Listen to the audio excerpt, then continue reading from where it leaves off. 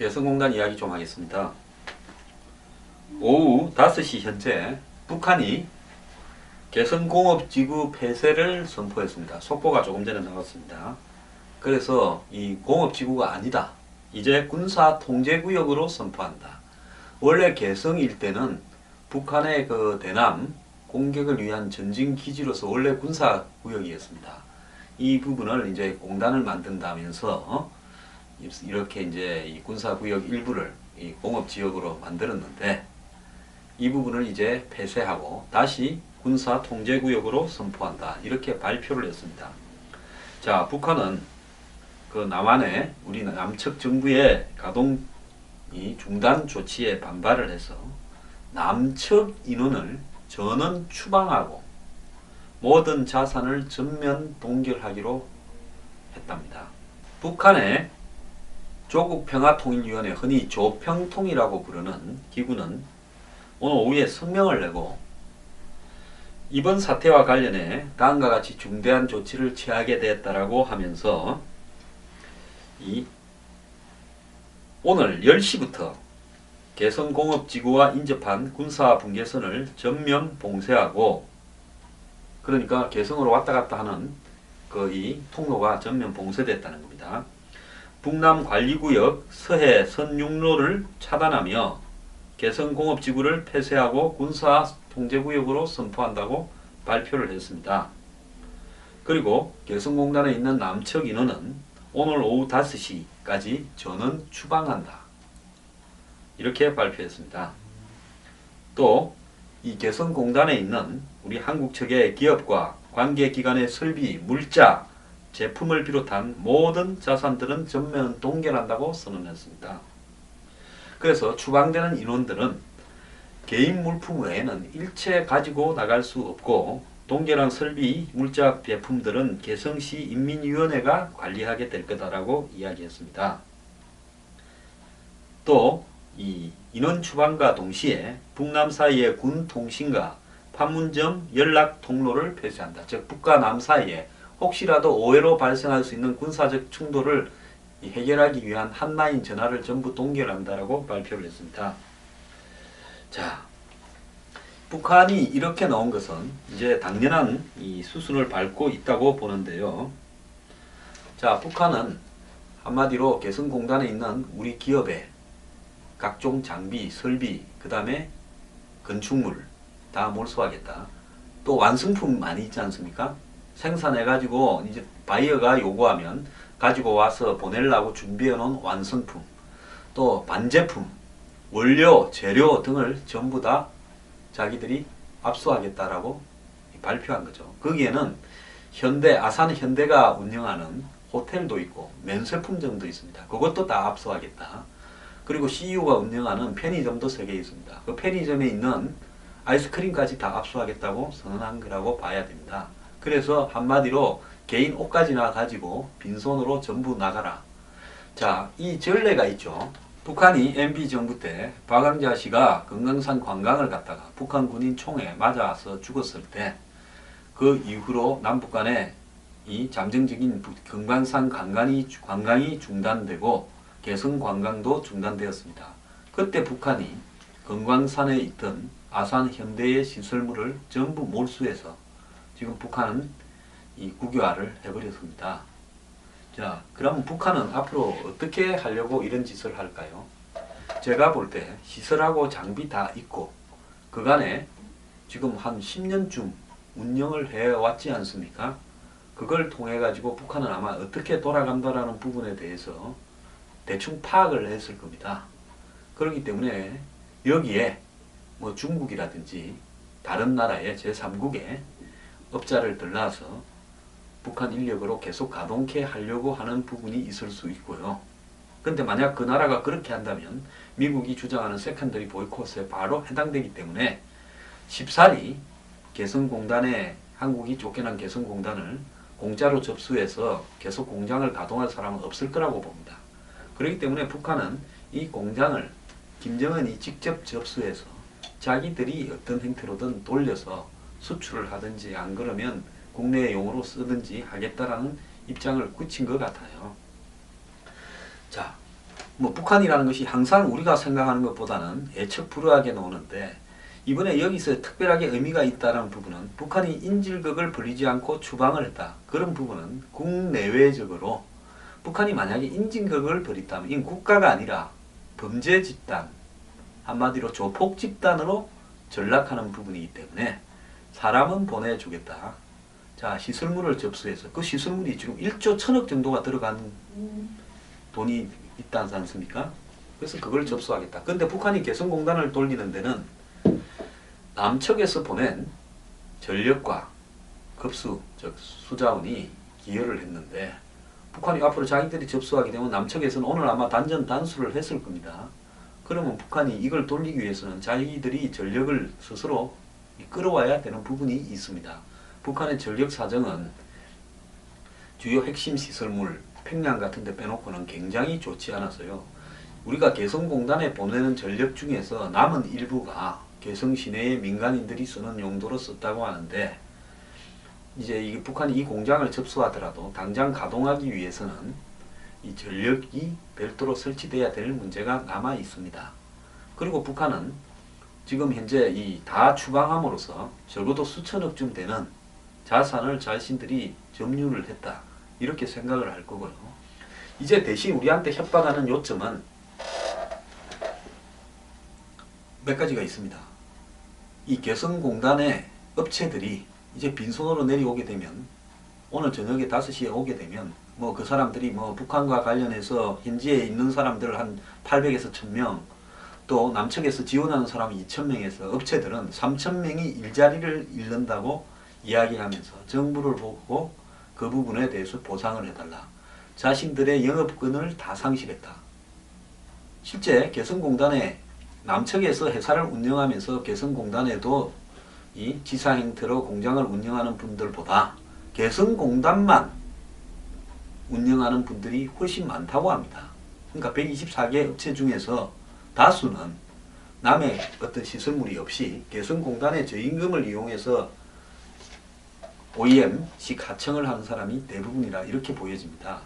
그래서 이 사람들은 자신들의 사업체가 하루아침에 날아갔으니까 정부를 보고 보상을 해달라 이렇게 요구할 건데요. 그 보상액 중에는 자기들이 투자했던 돈 플러스 바이오한테 이렇게 이 클레임이 걸릴 돈 거기에다가 더 나아가서 해고될 직원에 대한 또 돈 그리고 더 나아가서 이제 자신들의 영업권이 박탈당했으니까 자신들이 보게 될 손해에 대해서 돈을 또 보상해달라 이렇게 요구를 할 겁니다. 그러면 실제로 개성공단에 투자한액은 1조 원이 조금 넘는 수준인데 이제 그런 손해들을 배상하려고 하면 그 액수가 6조 원 가까이 된다라는 이야기가 있습니다. 그럼 이 부분을 둘러싸고 업체들이 주장하는 액수와 실제로 정부가 보상해 줄 수 있는 최소한도하고의 사이에는 갭이 굉장히 벌어질 거고 이런 어떤 부분들에서 업체 사장들이 언론이나 온 사방에 나와서 정부를 상대로 보상을 해달라고 시끄럽게 할 가능성이 큽니다. 여기에 더민주당이나 국민의당 적어도 북한의 개성공단이나 대북 정책에 관해서는 안철수, 문재인 둘 다 김대중 대통령의 협력 정책을 개선하겠다라고 자신들 입으로 떠들었기 때문에 실제로 그렇게 할 거라고 봅니다. 그래서 여기에 종북 좌파부터 시작해서 한국의 제야 이런 사람들이 다 이제 들고 일어나서 박근혜 정부가 총선을 앞두고 강경책을 지나친 강경책을 씀으로써 북한의 개성공단을 폐쇄시켰고 이것이 전쟁의 위협을 가속시켰다라고 떠들게 될 겁니다. 그래서 북한이 남북 간의 군사 한라인을 문을 닫았다. 자, 이제는 북한에서 우리 보고 뭘 쏴도 이게 오반이냐, 진짜로 공격을 작심하고 쐈냐라고 이렇게 물어볼 때도 없다. 이제 이렇게 이야기할 겁니다. 뭐 연평도 사건 나고 천안함 가라앉았을 때 뭐 한라인이 가동됐습니까? 원래 북한의 필요에 의해서 서로 통화가 되고 했지 실질적으로 뭐 한라인 때문에 무슨 전쟁 날 일이 안 나고 하는 것도 아닙니다. 좌우간 이렇게 떠드는 사이에 북한은 남측에 대해서 서해5도 도발을 하거나 DMZ에서 도발을 하거나 테러 형태의 후방에서 뭔가 알 수 없는 일을 불러일으킬 수 있습니다. 이제 그런 단계에 이르르면 남한의 야당 제야, 종북, 좌파들이 다 들고 일어나서 박근혜 정부의 대북 강경책, 즉 총선이나 대선을 겨냥해서 정치적 주도권을 잡기 위한 대북 강경책이 결국 북한하고의 전쟁을 불러일으키는 그런 요인으로 작용을 했고 그 발단은 개성공단 폐쇄다. 이렇게 이제 주장을 할 거예요. 북한은 끝까지 이제 아마 이렇게 지령을 내리고 지시를 할 겁니다. 한번 보세요. 내일부터 어떻게 하는가 이 사람들이. 자, 이런 상황에서 북한과 충돌이 일어나게 되면 그 충돌의 책임은 전적으로 박근혜 대통령 정권에 있다라고 또 몰아붙이게 될 겁니다. 이런 부분들이 결국 북한이 노리고 있는 목표라는 거죠. 이후에. 자, 꿩은 개성공단을 그냥 공짜로 접수해서 그 시설물이나 장비, 기계 등을 알짜로 먹어버렸다. 북한이 이런 것은 오랫동안 인가공했기 때문에 이 공장을 돌리는 정도의 기술은 북한의 일도 아닐 겁니다. 자, 그래서 이거는 뭐 김정은이 직영공단으로 이렇게 할 수 있겠죠. 두 번째로는 이제 북한이 각종 도발을 일으키는데 그 도발의 명분과 책임을 박근혜 정부로 돌리게끔 그렇게 할 수 있는 남측의 남남 갈등을 유발하는 부분들을 확보할 수 있다. 이게 또 북한이 알먹는 부분입니다. 자, 북한의 전략이 이렇다면 그럼 우리는 어떻게 해야 될 거냐? 제가 굉장히요 신중해야 된다는 이야기를 지금 하고 싶은데요. 지금 개성공단 문 닫고 총선 대선 이기고 쭉 밀면 국민들의 지지도가 올라갈 거다.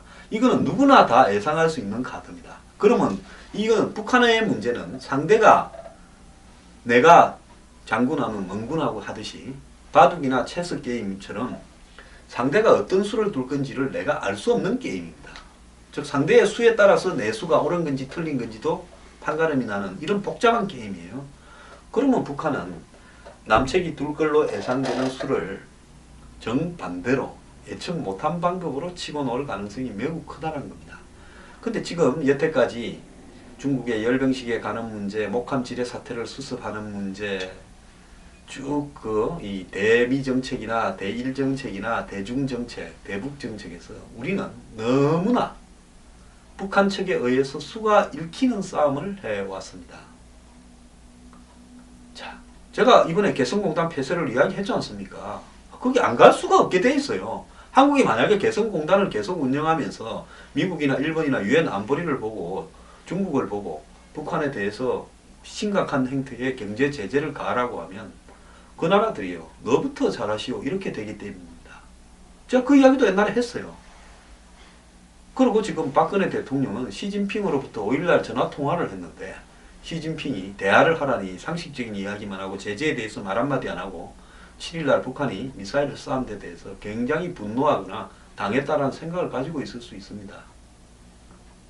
실제로 5일날 시진핑이 전화를 한 것은 7일날 김정은으로부터 쏘겠다라고 연락을 들었으니까 5일날 면피용으로 전화했을 가능성이 크다고 봅니다. 북한이 중국한테 몰래 이야기를 했죠. 안 했을 리가 저는 없다고 봅니다. 그러니까 시진핑이 북한이 쏘기 전에 내가 한국에 대화하라고 면피용 전화는 하나 해야 되겠다. 한국이 지금 사드 배치한다고 해가지고 우리 중국을 보고 까부는데 이제 이 한국 측에다가 책임을 떠넘기려면 내가 그래도 전화하는 모습은 언론에 노출시켜야 되겠다. 그런 전략적 계산하에서 놓은 겁니다. 이 사람들은요, 둘은 완전 역할 분담해서 국합, 배드캅으로 한국을 갖고 놀라고 들고 있습니다. 자, 이제는 사드 배치라는 공통의 이해관계도 중국과 북한 간에 생겨서 있지요. 자, 이런 상황에서 한국이 과연 이 북한의 예상치 못한 향후의 도발 행태에 대해서 이 원활하게 대응할 수 있는 시스템이 가지고 있느냐. 저는 대통령 빼놓고는 국방부 장관이나 청와대 무슨 NSC나 외교안보 수석이나 누구도요 무슨 생각을 하는 것 같지가 않아요. 우리 측의 사람들을 보면요.